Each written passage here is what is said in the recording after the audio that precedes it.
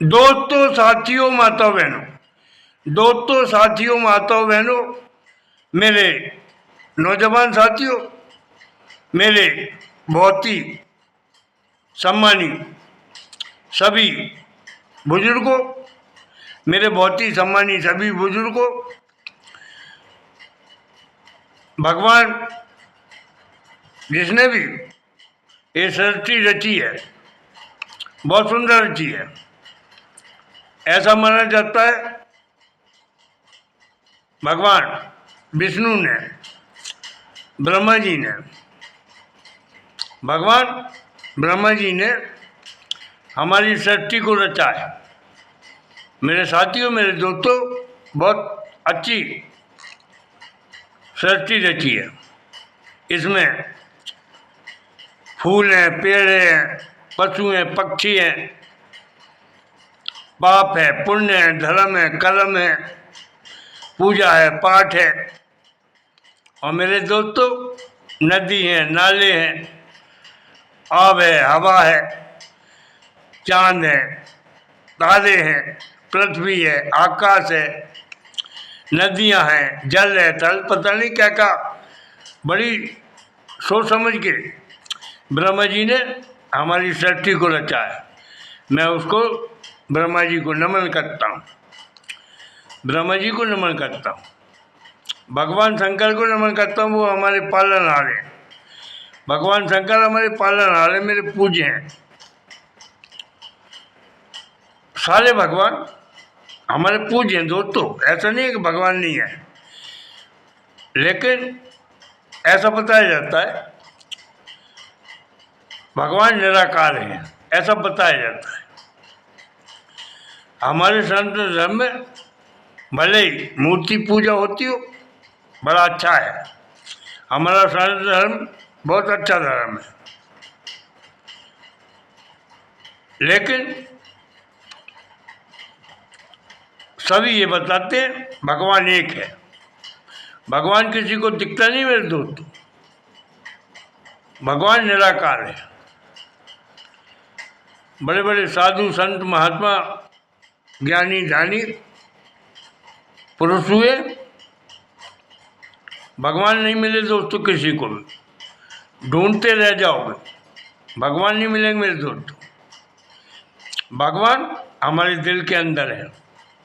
भगवान पेड़ पौधे, पशु पक्षी, हर चीज में, हर जीव जंतु में भगवान बसे हैं मेरे दोस्त। भगवान ने सृष्टि रची है, उनने ध्यान रखा है, हर चीज का भगवान ने ध्यान रखा है। उनको मेरे नमन है। भगवान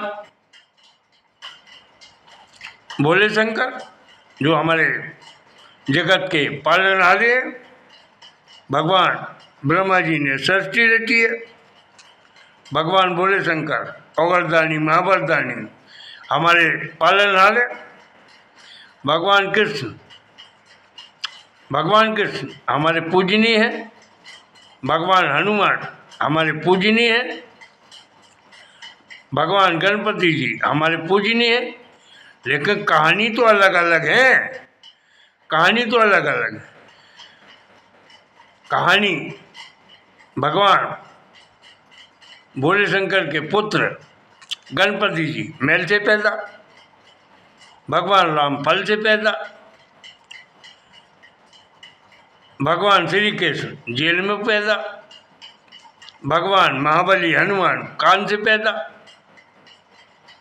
तो भगवानों की मेरे दोस्तों अपार लीला हैं, अपार लीला है भगवान की। ये कुछ भी कर सकते, भगवान कुछ भी कर सकते मेरे दोस्त। और भगवान भोले शंकर तो देवों के आदिदेव महादेव, त्रिलोकीनाथ, तीनों लोकों के स्वामी, वो कुछ भी कर सकते मेरे दोस्त। भगवान बजरंगबली ऐसा माना जाता है, माता अंजनी के पुत्र है वो, और भगवान भोले शंकर की बदौलत है भगवान शंकर की वजह से, उनकी कृपा से हनुमान जी का जन्म हुआ।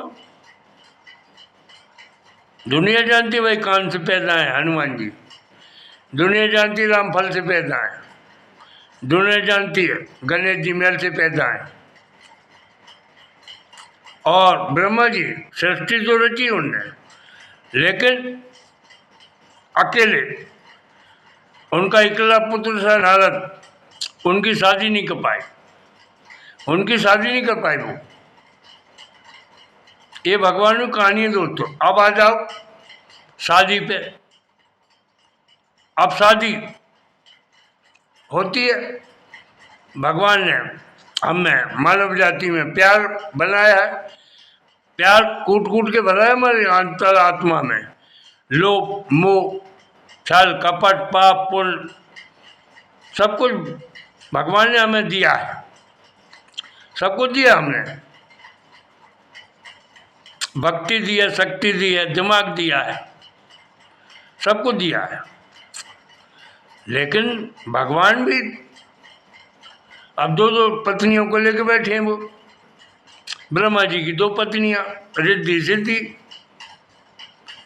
गणपति जी की बात कर रहा हूँ मैं, रिद्धि जी हैं, और ब्रह्मा जी की तो सरस्वती और लक्ष्मी जी हैं, और भगवान भोले शंकर की गौरा पार्वती जी है, और अंजना जी भी हैं।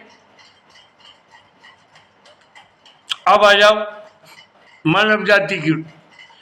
दोस्तों मानव जाति में शादी 6 प्रकार की हैं, 6 तरह की शादी होती है दोस्तों मानव जाति में। पहली शादी प्यार की शादी, पहली शादी नंबर 1 शादी प्यार की शादी, उसको कहते हैं लिविंग मैरिज।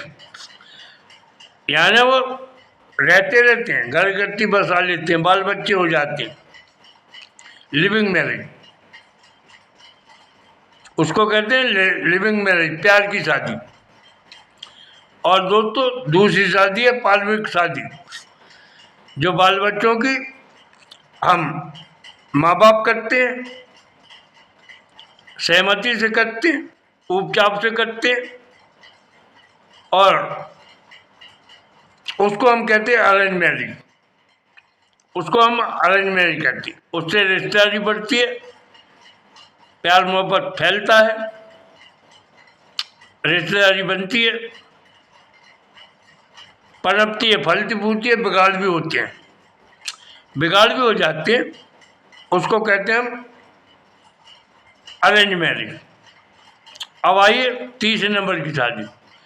तीसरे नंबर की शादी